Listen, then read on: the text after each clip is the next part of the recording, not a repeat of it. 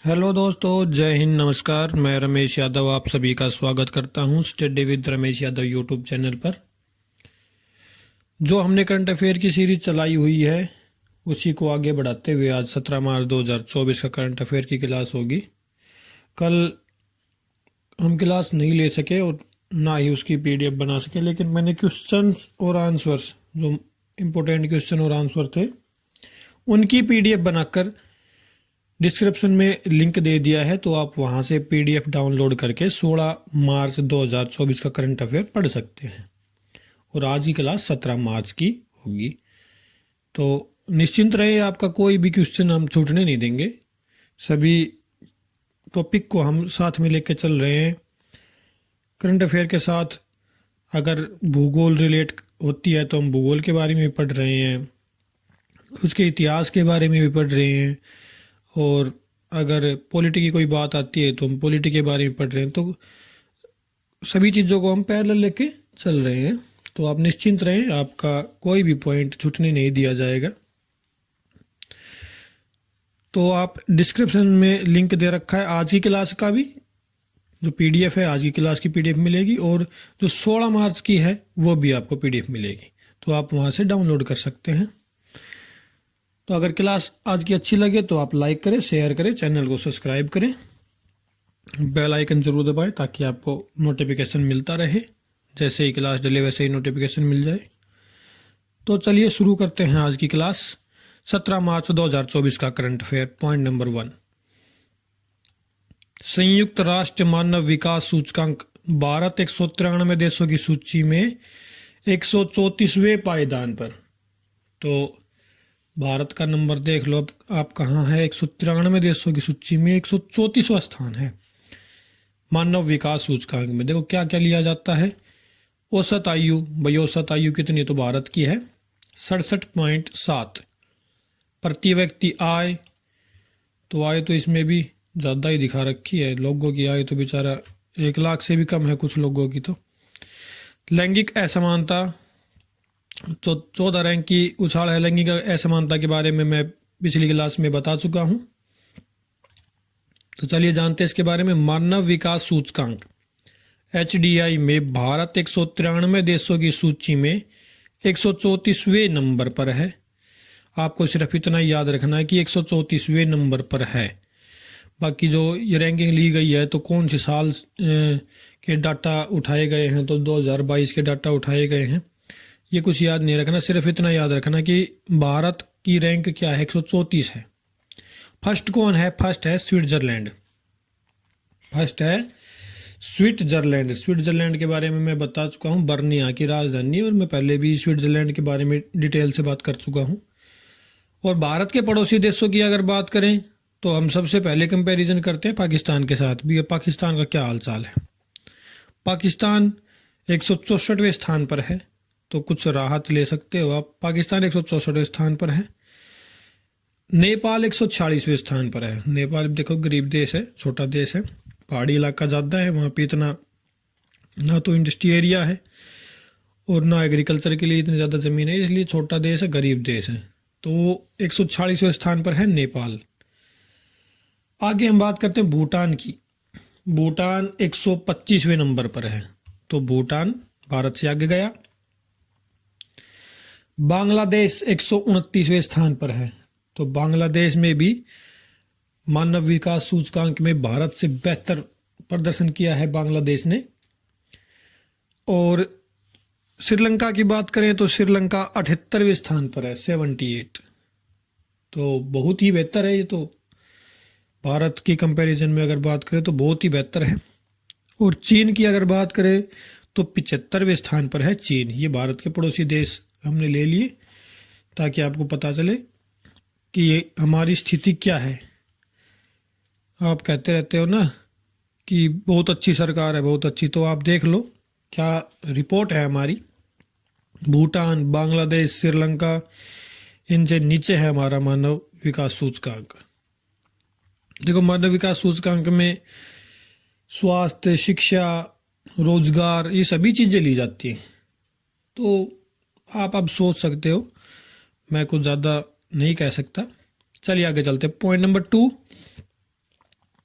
SAARC के शरीर के अंगों के अवैध व्यापार में तमिलनाडु शीर्ष पर। तो भाई सार्क के अंगों का जो अवैध व्यापार भारत में होता है उसमें तमिलनाडु में सबसे ज़्यादा पकड़े गए हैं। चलिए जानते हैं इनके बारे में। भारत में सार्कों के लिए किए जा रहे अवैध व्यापार को लेकर एक नई फैक्ट शीट जारी की गई है। इस फैक्ट शीट के मुताबिक जनवरी 2010 से दिसंबर 2022 के बीच 15,839.5 किलोग्राम सार्क पंख जब्त किए गए हैं।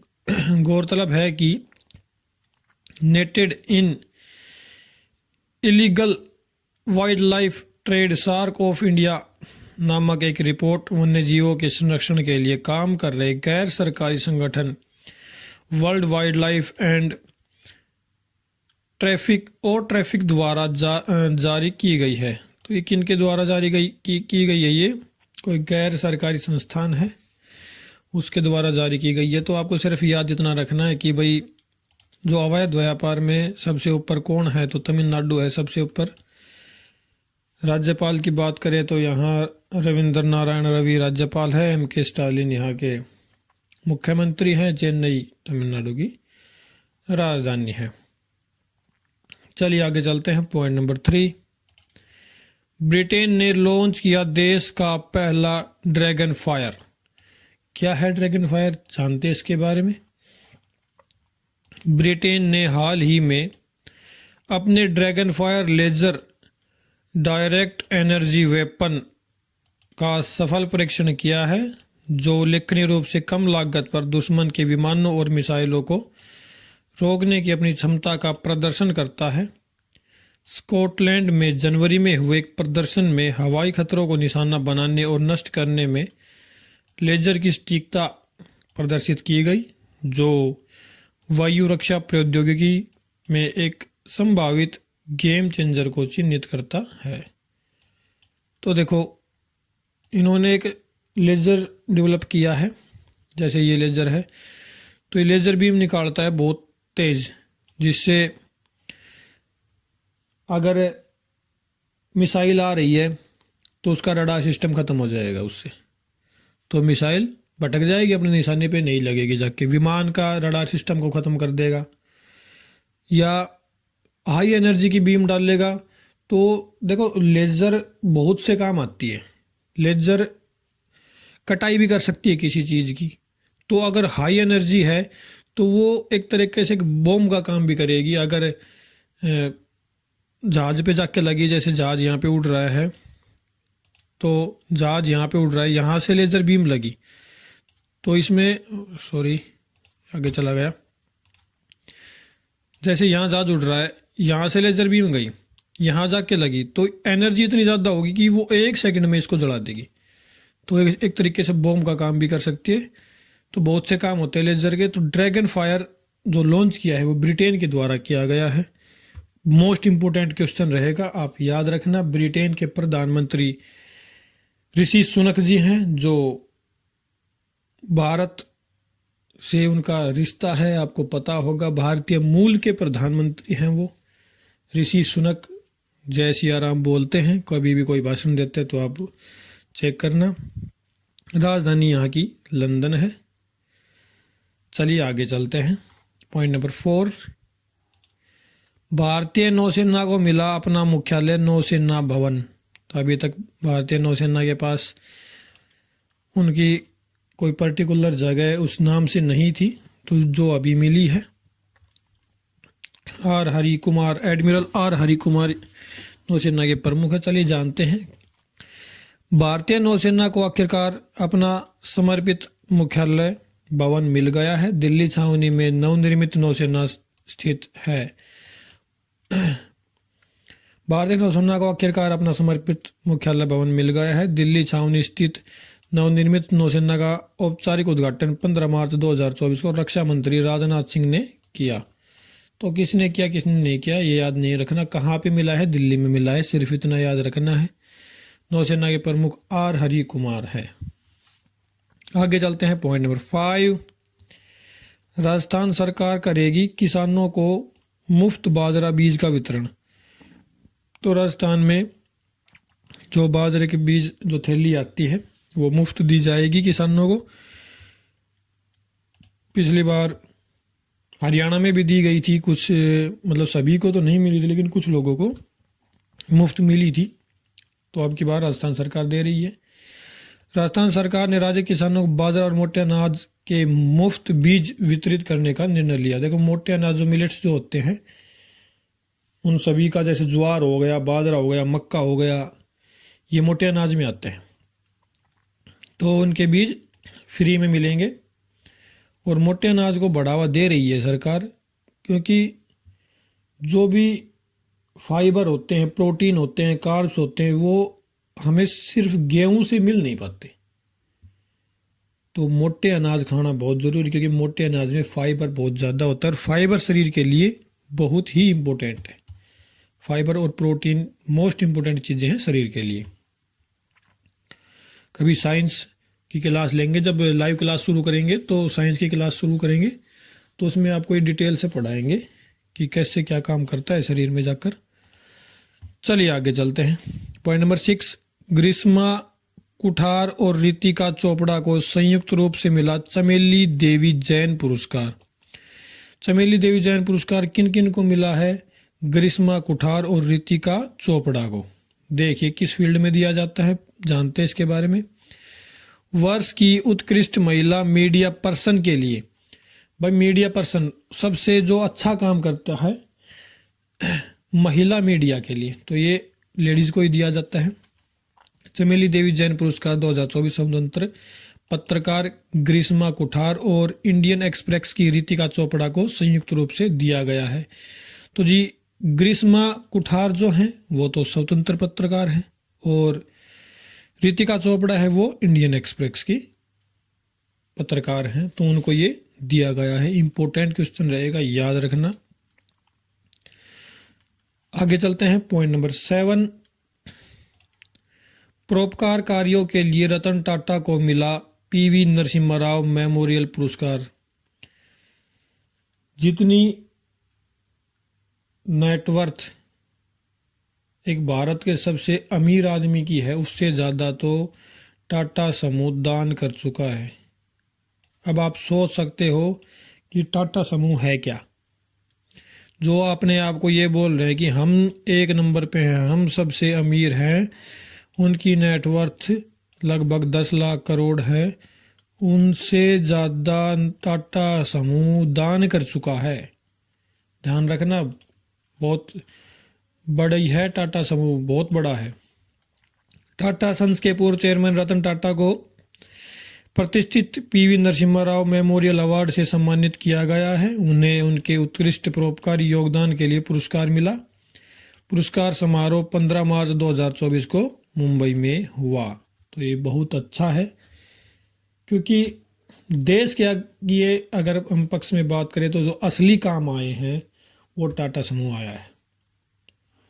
टाटा समूह देश को समर्पित है, एक तरीके से ये लगा सकते हो आप, क्योंकि जिसके पास सब कुछ हो फिर वो अगर देश के लिए कुछ नहीं कर रहा तो उसको देश में रहने का हक नहीं है। देखो अगर कोई गरीब आदमी है तो वो ना करे तो कोई बात नहीं, लेकिन जिसके पास सब कुछ है, रतन टाटा जी ने कोरोना काल में सबसे ज़्यादा दान किया था। सबसे ज़्यादा अगर आप लिस्ट निकाल के देखोगे तो रतन टाटा ने सबसे ज़्यादा दान किया था। और उस टाइम पे भी कुछ लोग, मैं 1 नंबर पे अमीर हूँ, मैं 2 नंबर पे अमीर हूँ, लेकिन आपने कभी भी ये डिटेल में नहीं देखा होगा कि भाई रतन टाटा ने ये कहा कि मैं 1 नंबर पे हूँ, या रतन टाटा के कहीं पे भी कोई भी आर्टिकल छपा उसमें दे रखा हो कि ये 1 नंबर पे है अमीरी के मामले में, लेकिन दान के मामले में सबसे आगे। तो ये बहुत अच्छी बात है। बहुत ज़्यादा इन्होंने एनजीओ चला रखे हैं टाटा ने। अब जमशेदपुर की बात करें तो जमशेदपुर में सब कुछ टाटा ने हैंड ओवर कर रखा है। वहाँ पे जितने भी हॉस्पिटल हैं, स्कूल हैं, सब टाटा ही वहाँ पे चला रहा है, फ्री में सेवाएं दे रहा है। तो आप डिटेल से पढ़ेंगे तो बहुत अच्छा काम कर रहा है देश के लिए टाटा समूह। चलिए आगे चलते हैं। पॉइंट नंबर 8, मोहम्मद मुस्तफ़ा फिलिस्तीन के नए प्रधानमंत्री बने। तो फ़िलिस्तीन के नए प्रधानमंत्री बने हैं मोहम्मद मुस्तफ़ा। तो फ़िलिस्तीन आपको पता है करंट में चल ही रहा है भाई, इजराइल और फ़िलिस्तीन का संघर्ष है आपस में। जो गाजा पट्टी में लोग रह रहे हैं वो फ़िलिस्तीनी ही है। तो फ़िलिस्तीन का और इजराइल का संघर्ष चलता रहता है आए दिन, तो ये करंट में रहते हैं। तो ये नए प्रधानमंत्री बने हैं मोहम्मद मुस्तफ़ा, आप याद रखना। तो कैसी लगी आज की क्लास? उम्मीद करता हूँ अच्छी लगी होगी। और अगर क्लास अच्छी लगी तो आप लाइक करें, शेयर करें, चैनल को सब्सक्राइब करें। और जल्द ही आपकी लाइव क्लास भी शुरू की जाएगी। आज की क्लास की पीडीएफ और 16 मार्च की पीडीएफ आपको डिस्क्रिप्शन में मिल जाएगी, मैं वहाँ लिंक दे दूंगा, आप वहाँ से पीडीएफ डाउनलोड कर सकते हैं। अब आपको डेली पीडीएफ मिलेगी तो नोट करने की आपकी टेंशन ख़त्म हो जाएगी।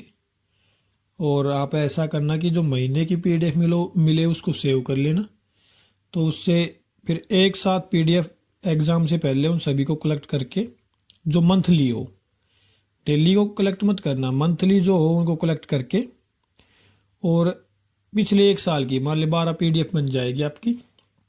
12 पीडीएफ को पढ़ना है, मात्र एक पीडीएफ को पढ़ने में 1 घंटा लगेगा।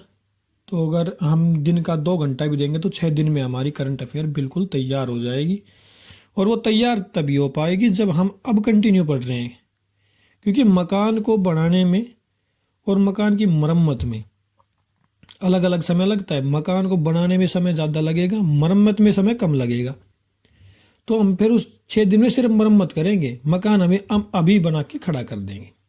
आप समझ रहे हैं मेरे कहने की भावना कि मैं क्या कहना चाह रहा हूँ। तो आप अभी डेली क्लास लो, उसके बाद आप नोट मत करो कुछ भी, नो टेंशन।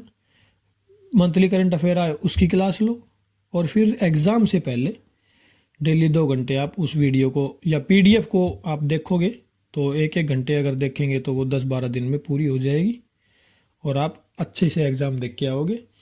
और स्पेशल रेलवे की क्लास हम खासकर शुरू करेंगे, क्योंकि अभी रेलवे की वैकेंसी आ रही है, तो सभी बच्चे लगभग रेलवे का फॉर्म भरेंगे।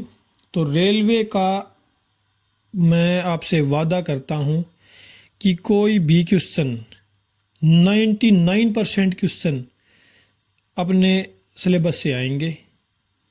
क्वेश्चन को बाहर नहीं जाने दूंगा, ये मैं आपको विश्वास दिलाता हूँ। 99% क्वेश्चन अपने पढ़ाए हुए में से ही आएंगे। तो आप साथ बने रहें, सहयोग देते रहें अपना, और ज़्यादा से ज़्यादा बच्चों तक इस क्लास को पहुँचाएं, ताकि उन बच्चों को भी फ़ायदा मिल सके, हमें भी मोटिवेशन मिल सके। तो आज के लिए इतना ही, फिर मिलते हैं। क्लास देखने के लिए धन्यवाद। Thank you very much.